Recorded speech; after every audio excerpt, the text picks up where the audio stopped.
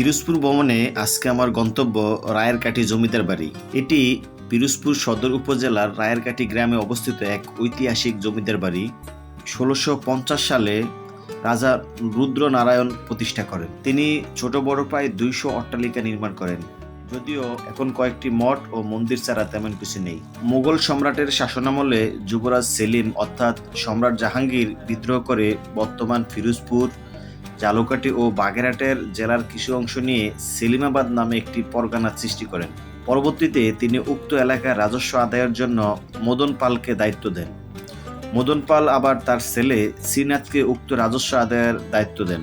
রাজস্ব আদায়ের জন্য শ্রীনাথ বর্তমান ঝালকাঠির লুৎফুবাদ নামক গ্রামে একটি কাছারিঘর স্থাপন করেন এবং সেখান থেকে অতি সুদক্ষতার সাথে রাজস্ব আদায়ের কাজ পরিচালনা করতে থাকেন, যার ফলস্বরূপ তিনি মুঘল সম্রাটের কাছ থেকে রাজা উপাধি লাভ করেন।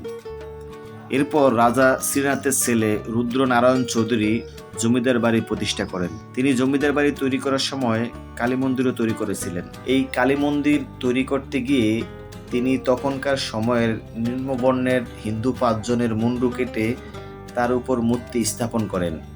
পরবর্তী কর্মে লজ্জিত হয়ে নরোত্তম নারায়ণ রায়কে জমিদারি দিয়ে কাশী চলে যান। সেখানে তিনি আমৃত্যু সন্ন্যাসী জীবন পালন করেন।